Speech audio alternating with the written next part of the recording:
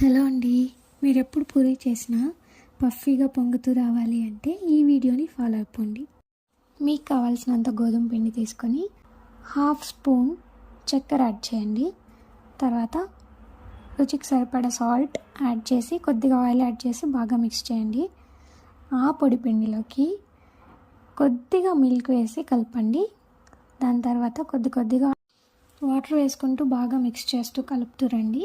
మంచి కన్సిస్టెన్సీ వచ్చిన తర్వాత దానిపైన ఒక క్లాత్ కానీ లేదా ప్లేట్ పెట్టి ఒక 10 మినిట్స్ అలానే వదిలేయండి.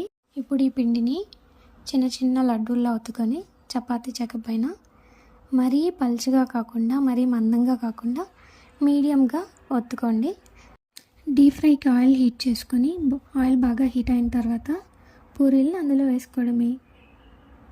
చూడండి ఎంత పఫీగా వచ్చింది కదా. If you like my video please do like, share and subscribe.